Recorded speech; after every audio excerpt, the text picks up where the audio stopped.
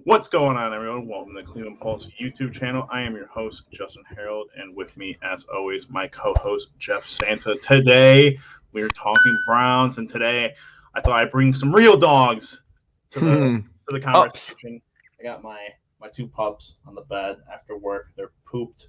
Sam's just completely out, and Annika's giving me the look over here, like, quit bugging me. But we are here to talk Browns, and that's just what we're gonna do. And we haven't really recapped. Jeff and I haven't really talked about the Bengals game, and we kind of just kept to ourselves for the most part on our thoughts about that game.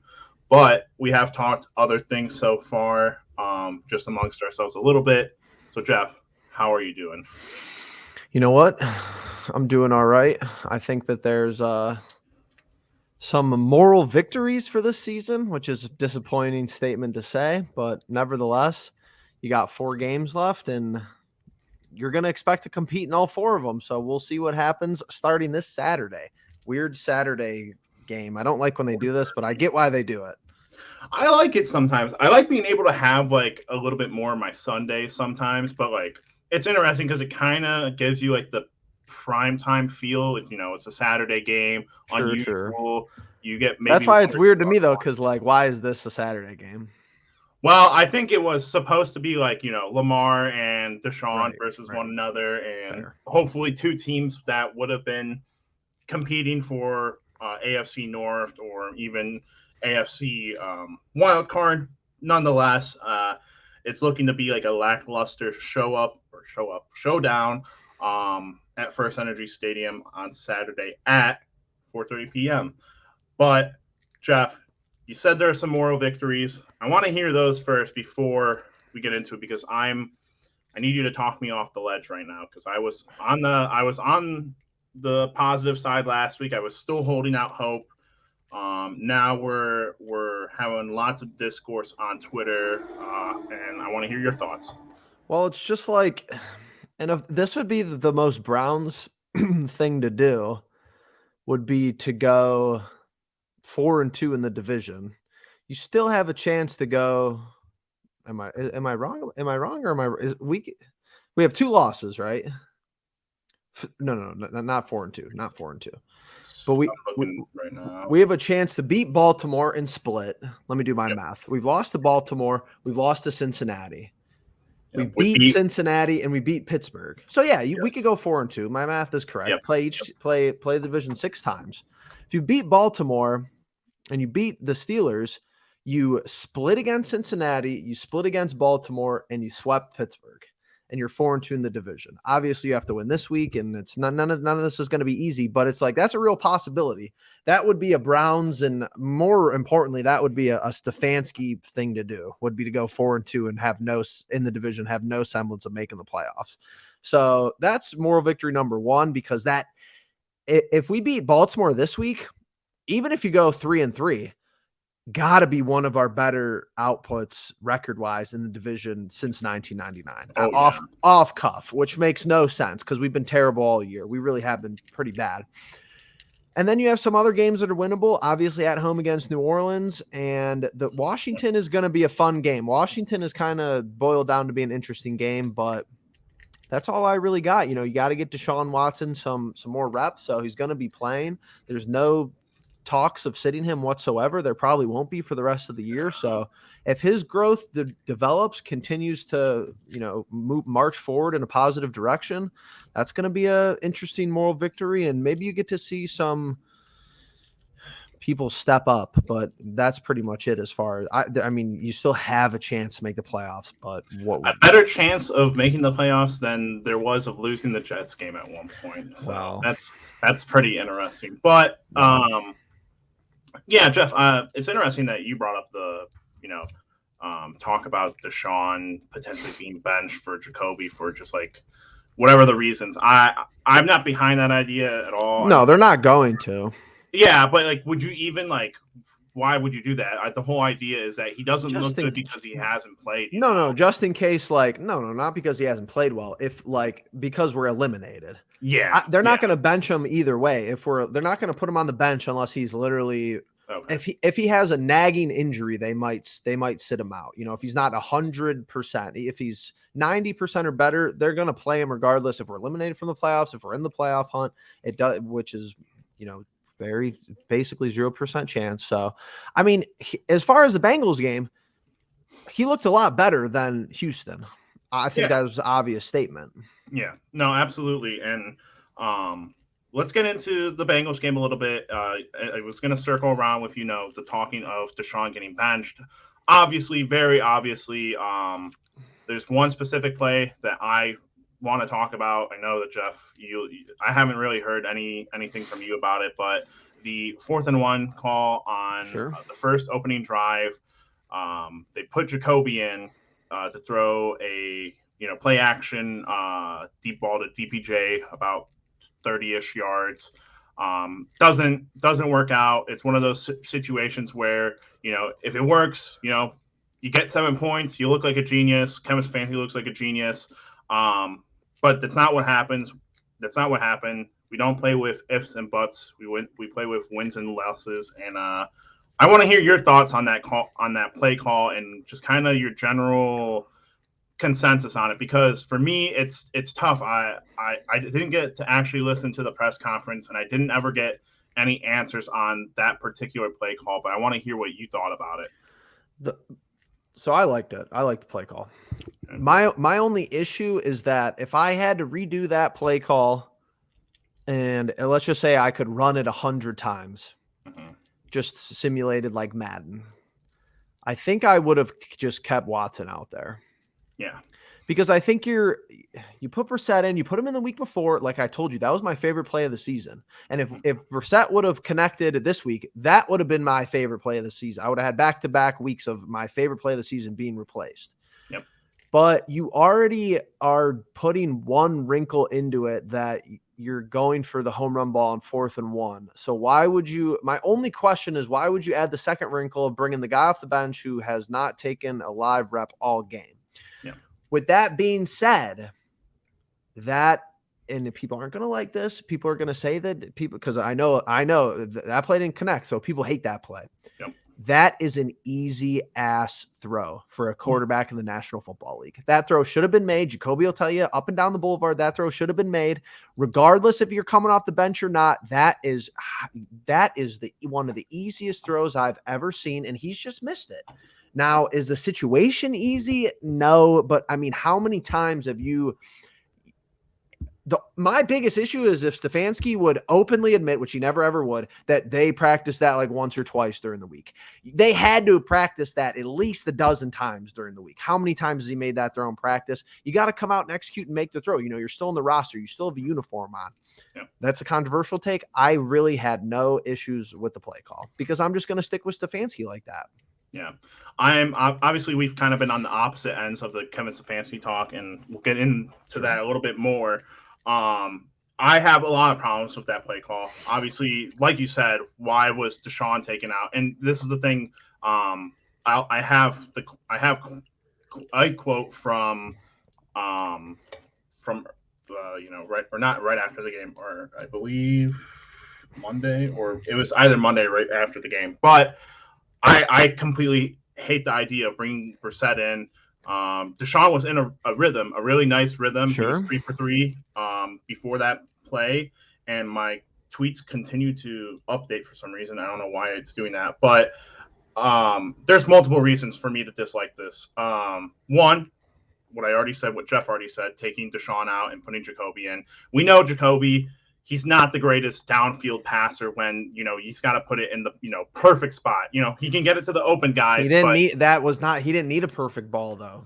That was an open wide receiver, as open as you're going to get in the National Football League. I agree, but that's like one of those passes where it's going into the end zone. It's a touch pass. It's a touch pass. And unfortunately, Jacoby just never, I don't think in any point of his career, he's ever been for a long period of time exceptional at those kind of throws.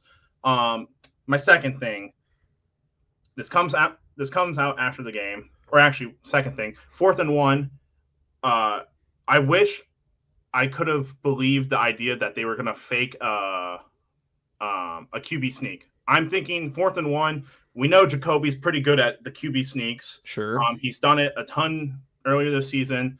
I wish I would have gotten like, hey, Kevin, were you thinking about, were you thinking that if you brought Jacoby in, the Bengals would have thought that you were going to sneak it? I wish that question would have been asked and he could have elaborated on that. Third thing, and just with the play in general, you have Kareem Hunt, you have Nick Chubb. You go further into the game and you see Kareem Hunt, his hand down in the dirt, play call, I don't know if it was 3rd and short or 4th and short, and they hand it off, get the easy first down. That's another one of my issues. You have 2 of the best running backs, a great offensive line. But was it a good game from the running back committee and the offensive line? No, but I think to be like, I can't trust Nick Chubb and Kareem Hunt to get 1 yard is a little outlandish. However, I'm not going to stand on that point. Sometimes they don't get 1 yard. You're right. I get it. And it's just like the ifs and buts about if he connects with it, looks like a great play call. And I can completely get behind that, but that's just one of my other gripes with it. Now, moving away from the actual play itself, not moving away from it, but kind of like getting to after the game, trying to figure things out about it. Tony Grossi, tweet here, Kevin Stefanski, got to come away with points on that first drive. So why not kick the field goal? That's the real talk. That's actually the real talking point for me but that's interesting. Go ahead. No, well, I was just going to say, Jeff and I finding tweets through this week the one that you sent me, fireable quote there. That quote there, kind of suspect. It's one of those ones where like you say one thing and then he has the hindsight of the actual score though, because it's like it's 23-10. So if it was 33-10, I don't think he's saying that, but it's 23-10. So he's like, well, if we could have been only down 10, and then it might have 3 points there. Sometimes 3 points changes the drives, in the second half, or could if you get 3 points. But that was when the play right after the play happened. What was the biggest question in my mind was, and I don't want to use this as an excuse because it really shouldn't be an excuse, but it has to linger in your head. We always talk about the quarterback, and we talked about this and I always thought it was relevant. I never discounted this as a fan, even though, like I said, I don't want to make the excuse, but when we talked about Baker Mayfield, you always had to think about how he felt when the defense sucked. It's like, how hard is it on you mentally when you really can't make that many mistakes, if one at all, because your defense sucks? It's like a starting pitcher in baseball. It happens with the Guardians pitchers all the time. When our offense only scores 1 run, it's like you're out on the mound trying to make perfect pitches because if you give up a 2-run home run, you're losing the game. But Stefanski needs to figure it out by now if 3 points is going to be enough to quote unquote trust your defense. He can't sit there and be like, okay, let's take the 3 points because I trust the defense. And the defense played a winnable game last week. I think that's very true. That's really how it is. But it's like, are they always playing a winnable game? Do you bet on them to play a winnable game every week? The answer is no. Nope, not at all. Moving away from the quotes from the press conference, or I'm sorry, last quote from the press conference, and then it kind of goes into a little bit. I'm going to start, I'm on Twitter. I try not to interact too much with a lot of Browns Twitter because I just don't want to get into it. I don't want to, I want to save a lot of it for talking with Jeff and trying to get his side of it, because a lot of people just say things and then they either don't elaborate or they just kind of say something and, whatever. But another one is Stefanski. We knew touchdowns were going to be a premium today. This is coming from Roberto. I don't know why. There's no way this is his last name, but it's Roberto Shenanigans. He says, why? This is Kevin's 3rd year. Offense is his specialty. He has the best running back in the league. He handpicked his quarterback. He has elite skill players like Cooper and Njoku. Why are they expecting to struggle to score touchdowns? Jeff, you touched on it earlier this year that Jacoby, he was playing very good ball. And obviously, not really talking about Watson in terms of, he's still trying to get his legs underneath him and he's still trying to, get back into the rhythm of things. It's very easy to tell that he has the talent. It's there. He just needs to get back. But with that being said, I talked to you earlier about the roster in general and comparing it from this year to 2020 when we made it to the playoffs. The offense is, more of the same outside of your center position. It's, your number one wide receiver, you can argue it has been upgraded, Amari Cooper compared to Jarvis Landry, and then you have DPJ as your number 2. Everything else, the same or sure. Yeah, your quarterback play has been upgraded. Yeah, your quarterback is supposed to be way ahead of time. We'll get to that after the season. Maybe we won't even talk about it until next season. But a lot of those things are true there. And you're a big contract guy. Njoku, new contract. Chubb, new contract. Mm-hmm. A lot of the offensive linemen, new contracts. And they haven't been playing up to the standard that we believe in. Now, I know that Nick Harris got hurt early on in the season, and we're playing a guard at center, so it kind of disrupts a lot of things. But what are your thoughts in effort? Effort's the one thing, because I can go to defense. I have a player picked out, and I know you know who that player is. Denzel Ward. Well, 2 players then, because Denzel Ward. Well, John Johnson III. Yeah. Well, that's my issue. That's what happens when what people don't understand about the NFL. And then as far as Roberto shenanigans, because I know who that guy is and whatever, people do their own thing on Twitter. I don't know. I have no comment on him, either bad, good, indifferent, ugly, whatever. People do what they want on Twitter. But as far as the situation, the landscape of the game, I think that quote is taken out of context, because if you look at our track record with divisional teams, that's just how the NFL works. Divisional rivalries are normally close, or it feels close, and it's low scoring. Check out the defense under Joe Woods in divisional games. I'm pretty sure we give up like 15 or 16 points a game this year and last year. We didn't give up a whole lot of points to Baltimore last year. We didn't give up any points to Cincinnati last year, or really the Steelers. The Steelers beat us with having 16 in a game last year. So that when touchdowns come at a premium, that's kind of just jargon for, hey, we're playing a division rivalry and their defense is kind of on the upswing and they're on a 4-game winning streak and they just beat Kansas City last week and kind of know how to – their defense is decent. It's not, they're getting DJ Reader back. He looked like the best player on the field for both sides for a whole lot of that game. But with my issue and the worst and the best part about sports is the money, because the TV contracts are huge. The franchises all make boatloads of money. The Dallas Cowboys and the Golden State Warriors, $6, $7, $8 billion franchises. And it happens like clockwork to a lot of players. And it's really tough to be like, oh, this shouldn't happen or this needs to be stopped, because there's no way to stop it. And imagine if you were put in their shoes. Yeah. The best part about NFL rosters is rookie contracts balling out. Jamar Chase, rookie contract, balling out. Of course, he wants $40 million a freaking year. Of course, Denzel Ward is going to play elite the first 3 years of his career. Looks like a bum this year. He does. He looks like a bum. Sorry. You get that paycheck, your salary goes, 10x, 15x through the roof. Of course. That's how it always happens in sports, notoriously in the NFL. And it's actually unbelievable the value we've gotten out of some of these contracts. Not recently, but let's just like the whole tenure.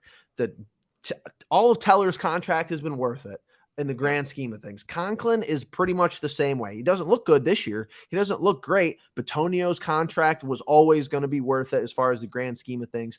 But what I want to hit on, kind of the last point that I had in the front of my mind, is that we have a guy playing center who I do not believe ever had played center before in his life. Yep. Nick Harris injury, that was scary enough. Posich comes in and looks like low-key a Pro Bowler, looks elite. He looks really good. He's gone. So, and here's going to be my issue. And I think Callahan is going to get it sorted out, because if he doesn't, we're going to have huge, huge issues.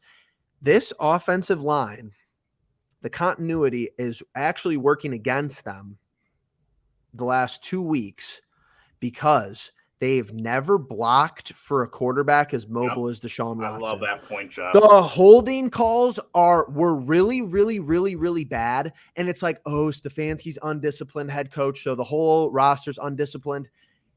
You could beat that drum all you want. You have good evidence for that. But my rebuttal is no, these guys have just never had to block their guy when the quarterback was outside of the pocket, a lot of the plays. People are like, oh, where's all the holding penalties coming from? Well, yeah, they're tugging on jerseys and they're not getting Callahan teaches them to get right where their pads are, like right where their jersey ends.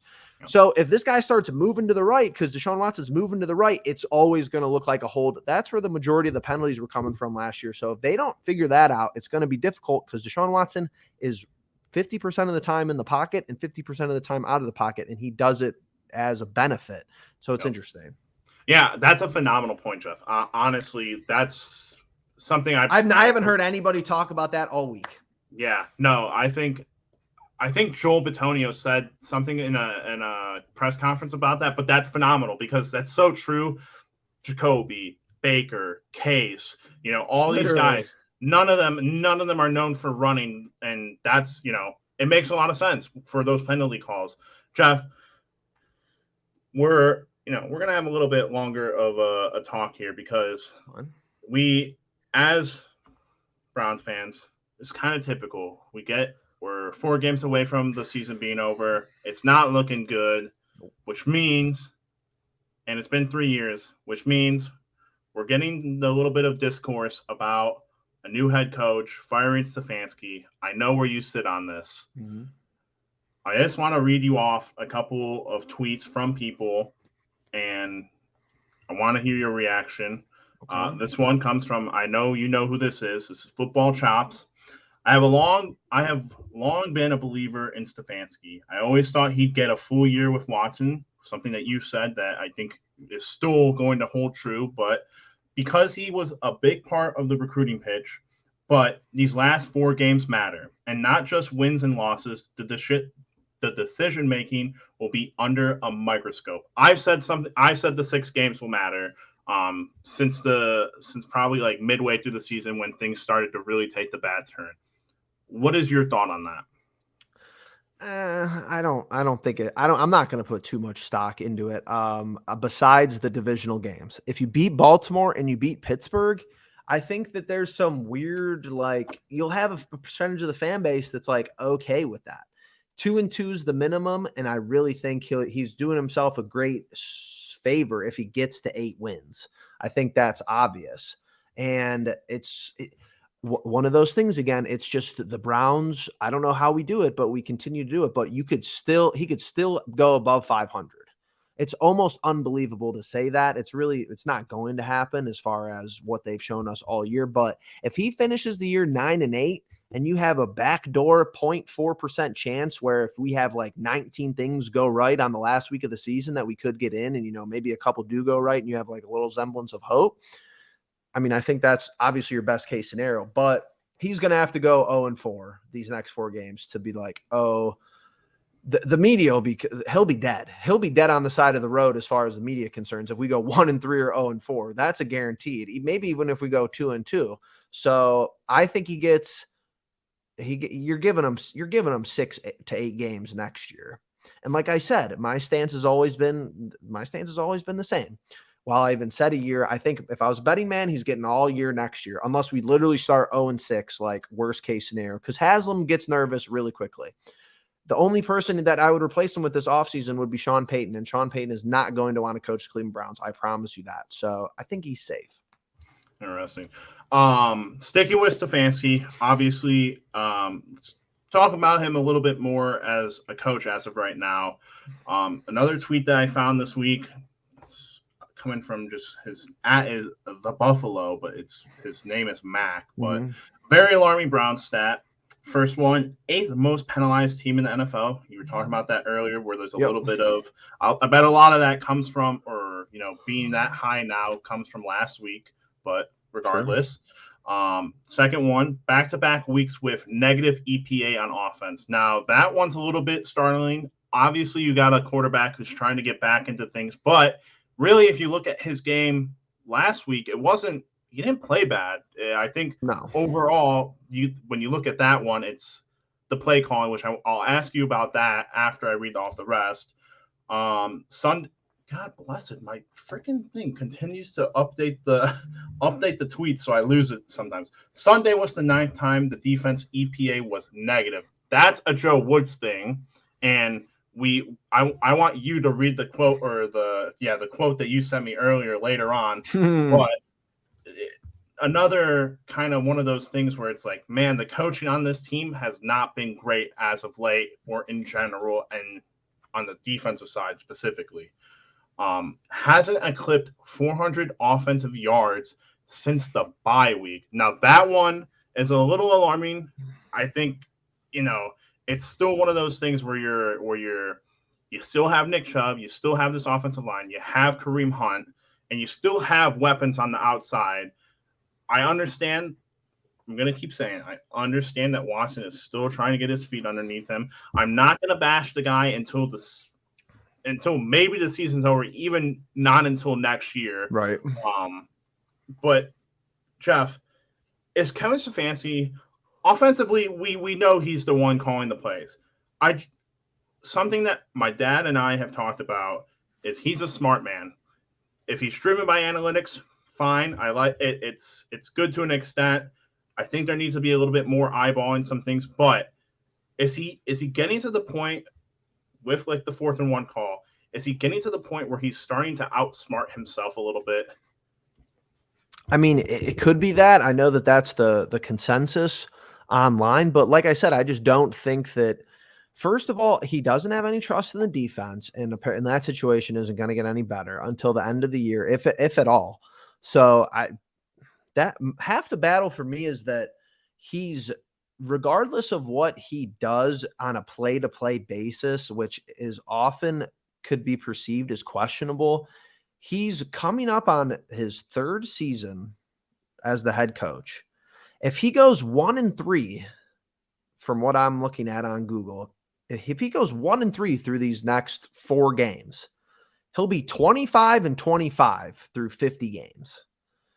So as the Browns head coach, that's pretty good for your first, as being a new head coach, not even just somebody who came from being a head coach somewhere else, new head coach through 3 seasons. So he's likely to have over a 500 win-loss record through 3 seasons, having 3 quarterbacks, which is 4 kind of technically, if you include Case Keenum. But I think we all agree that he's really just a glorified play caller. I don't really think that he's truly the head coach as far as how traditional head coaches are usually have been. But I think you kind of see that developing throughout the league. Like, other teams just have really good defensive coordinators, or there's another part of their game that's really good week in and week out, like the 49ers. I'm pretty sure Shanahan is the offensive guy over there. Their defensive coordinator, he's going to be a head coach after this season, and all that franchise does is produce coaches elsewhere. That's all Mike McDaniel does in Miami, is call the plays. He basically is a big goofball offensive coordinator. You don't hear anybody complain about that, but it's like that's how Stefanski was his first year too. Exactly. He was really good. I'm not willing to hop on the Mike McDaniel's train or anyone who's a first. And I like him. Yeah, the Eagles. I mean, I can't believe how well that's turned out. I don't even know what Sirianni does. It's like they're just elite talent. I don't know. Yeah, I gotta believe that first year head coaches they pull out all the stops somehow, yes. And then it's like, man, we pulled out all the stops, and now I don't got anything new to show these teams. So they kind of game plan, but. All of those were very good points, and I was surprised to hear you say, like, hey, I know you don't mean it in the way like he's not an actual head coach, but the part of me that's upset with him is I don't think he has his hands in enough of the defense, or even and the special teams. We don't really need to get into that, but then it's like, hey, your offensive coordinator, what's he doing? He's up in the booth with the other 4 or 5 positional coaches, and all he's doing is, I like that play. No, I don't like that play, maybe. And it's like, all right, well, Kevin's still calling the plays. The problem I have with Kevin is still like the accountability, I don't want to call it passion, but I want to call it something that like it's the thing that you get behind somebody for. And I kind of made the tweet about It's like who I would overall want. culture. Yeah, I don't believe that guys like he's got a rapport with these guys. Like I don't know who his guy is. Like Sure. is Miles this guy? It doesn't seem like it. Is Deshaun maybe, but I don't think we'll ever hear Deshaun speak out too much. And Nick, it's tough. It's tough for me to like get behind this guy personally. I know that he's the best coach we've had, and since the Browns have come back, hands down, easily, no question. I'll give him that. But then I look at this tweet from Anthony Lima, and I know everyone's got opinions on the broadcasters and whatnot, radio hosts, but he brings up a semi-decent point, and it kind of brings me back to last year more than anything. Other teams showing how to battle adversity this year and keep playoff hopes alive. 49ers, have started 3 quarterbacks. Ravens could be on their 3rd quarterback. Jets have started 3 quarterbacks. I didn't even know that the Panthers still have a choice, but I think that division is awful, so I guess they might have a chance. They've started 3 quarterbacks. Dolphins have essentially started 3 quarterbacks. And I'm going to go back to the Jets' point of view because they haven't started 3 quarterbacks because they've been injured. Right. They've started 3 quarterbacks because they benched their starter, the number 2 overall pick, to go for Mike White, and then Mike White gets hurt, and they put Joe Flacco in. And that's a Robert Saleh thing. And Jeff knows I'm a big Robert Saleh fan. I was a fan of what's going on with the Jets outside of Zach Wilson. Last year, when Baker got hurt, this will always be, I think, a controversial take, but why did Kevin not forcibly pull the plug on a guy like Baker Mayfield? I want to hear your thoughts on that. Well, I just think that's that's if you're going to say that these other teams work through adversity, then you have to cite last year because Baker's playing he's not 100% healthy. We knew that all year. You have to play Case Keenum for some games, and then we get screwed over basically by that stupid game against the Raiders, which we almost won with Nick Mullins. Like, what were we last year? 8-9? Like, we were 8-9, I believe. That's pretty good with all circumstances considered. This year, you have 11 games without your franchise quarterback, and that would be my point to that tweet is that those teams listed, the Jets, I'll just debunk straight up, overachieving this year. Do they have a bright future? Plausible. Could they end up being like 500 or a game above 500 this year? Yeah, probably. I mean, the remaining of their schedule, they still got to play the Lions, the Jaguars, the Seahawks, and the Dolphins. So not a cakewalk. They're 1-3 in their last 4. So Mike White, not Mike White, injuries, whatever. So they're not on the up and up either. They've scored. If we would have beat them, their season might have been totally different. That's how the Browns are. We give people life and hope and, high expectations because you just come back from the Browns in unthinkable fashion. The 49ers Super Bowl window is realistically closing. Realistically, they're going to be without a quarterback moving forward who's established. Sure, you get Christian McCaffrey. That's kind of like a last-ditch effort. Who knows what happens with Deebo Samuel? And they got their Super Bowl window was probably last year. Our Super Bowl window is starting next year. Everybody agreed upon this preseason if the suspension was going to be long. You got 4 years with Watson where your Super Bowl window is open next year. Now, that doesn't mean we're going to be 12-5 and, the first seed next year. That's not what that means. But it's like you're going to go compete next year. That would be and I think other people said that about Lima's tweet too, because he listed another team as well. And it's like you have to distinguish who's actually like a Super Bowl contender. Like that's what's so good about the Chiefs is their window has been open for pushing half a decade because Mahomes is probably going to be probably the best quarterback to ever play the game as far as when it's all coming down. Maybe not ring wise, but you know what I mean. Yeah, absolutely. And if my computer wasn't just going absolutely ballistic now, I tried to expand on some of the points that you made, but moving forward, I do want to just talk about, with Miles, he talked today about, some of the things, the fire Joe Woods, the fact that they come out and they ask him, hey, what's your opinion on the fire Joe Woods talk and all that, he's never going to give you a straight answer on Of course that, not. whether he's behind the guy, not behind the guy. Obviously, they're probably not behind the guy because he said it in the past that they need someone to get behind. And I don't know if that was a shot at Joe Woods or a shot at Kevin Stefanski. I took my twist on it. It is what it is. But another tweet from Nick Padone, I believe that's correct. I've said it before, NFL players never accept a lost season. They don't care about the suspension losing them games. Myles Garrett said the Browns season is a failure if they miss the playoffs. 2 weeks ago, he talked about wasting the prime of key players' careers. Bad. Jeff, you have said that part before about wasting the key players' primes. Obviously, guys like Nick Chubb, Denzel Ward, Myles Garrett, Joel Bitonio, Wyatt Teller, whatever. Do you agree with what he said there about, the players not accepting a lost season? Depending on how the last couple of games could go, Kevin Stefanski could go from being a winning coach's first season, playoff coach's first season, to being a losing coach his next two. What are your thoughts on that? Well, I agree, and I'll push the envelope even further, because what casual sports fans don't understand is that if you don't win the whole freaking thing, it's failure of a season. So I hate to break it to people, because in the National Football League, what is there, 32 teams? Well, 31 teams fail every year. It's just that the Browns have been failing since the Super Bowl was created. So, I mean, there's other teams out there like that. We're just not fans of them. Of course, because that's what we do with players. If he would have just conceded and been like, "Oh yeah, this season really didn't matter," the headlines and the media would have been through. Myles Garrett is here for the paycheck, doesn't really care. And then he says that, and people go, "Oh, well, Myles Garrett's right. We're a failure this season." Like, what do you want from the guy?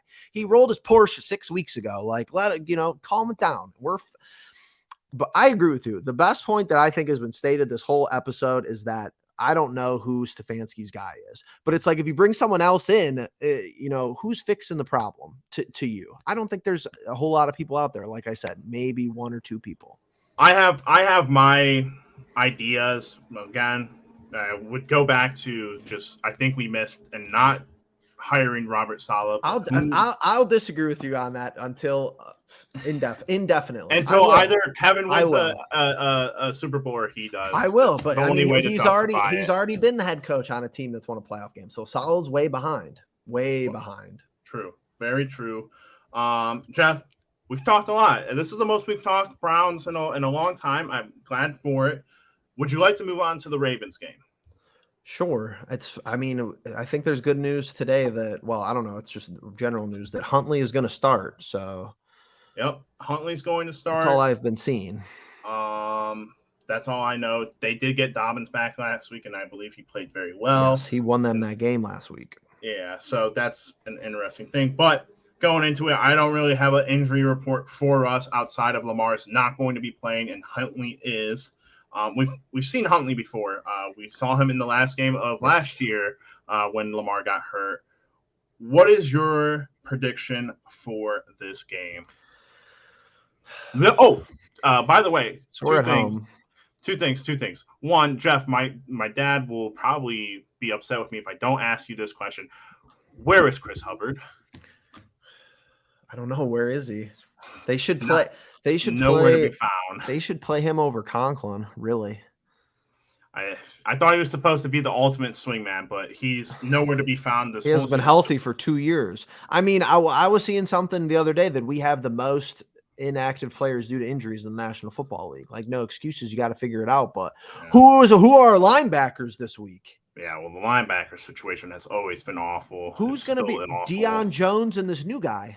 That's all I'm going to know. Everybody else is out for the season. JOK is out for the season. Talkie out for the season. Anthony Walker out for the season. Talk about some Jacob Phillips. And some generalities. Talk about some disappointing sophomore seasons between Newsome and JOK. Pretty bad, actually. Pretty bad. Yeah, depending on how this season ends, we might have to go and talk about Andrew Berry for a minute. But fair. Second thing that I wanted to ask you, white face mask. You love him? You hate him? You don't care? The white face mask is just typical.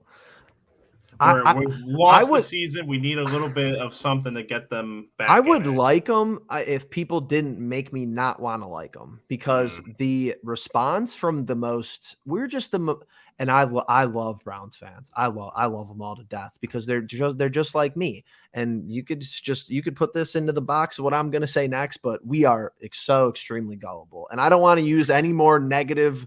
I could say more negative words than that. Like I could throw out, stupidity or like, just, I don't know, but we're so gullible that it's like, and I hate the marketing team for the Browns. I really do. And that's a strong word, but they tweeted out, what did they say? Honoring some of our more legendary eras. How about you honor the legendary eras by going out and actually playing like a competent football team and not the dumbass, stupid ass face mask color? Sure, they're cool, but it's like, oh wow, we're 5-8, but you think we're 8-5 and we're going with the 1946 uniforms this year. This weekend we're bringing back the white face mask. Like, non-factor, win the ball game, score more points than the other team, please. Oh, you got me crying. All right. I derailed this a little bit with those two questions. Browns win this week. Ooh, yeah. I'm going to say it's a loss. I called it a win last week. I got to call it a loss this week because now I got no hope. Now I'm in total despair, total Cavs zone right now for me, but still going to watch the Browns for the last 4 weeks, no matter how bad it looks, how bad it gets. I'll just say it would be totally Browns if we just continue to have good defense and lose by like a small margin and, not a real huge like scoring game. So I'm going to just go with, it was 23-10 this week. Let's just go with something like 20-13 Ravens. I'll say like 17-14. Okay. Because we lose because we can't kick a field goal at home. I'm telling you that the Browns thing would be to beat Baltimore and to beat Pittsburgh, and we would be 4-2 in the division, and we will miss the playoffs. That would be a Browns thing to happen. Yeah, absolutely. But all right, everyone, it's been about 40 minutes. Thank you all so much for watching. If you made it to the end of this video, please make sure you are subscribing, hitting the bell notification, leaving us a like, and giving us your thoughts in the comments. Obviously, it's been a hell of a year, hell of a season. It was a heck of a game last week. Lots of things to talk about, obviously, but we want to hear your thoughts. We want to interact with you guys. Make sure you're tuning into our other stuff. We got a bunch of Cavs stuff going on. Logan LeDuc's doing great work with the clips. Jeff putting it up, doing everything he can to get as much content out, loving it. And we're going to be trying to put up some more stuff in the future, so please stick with us. And with that being said, we'll catch you in the next one. Peace.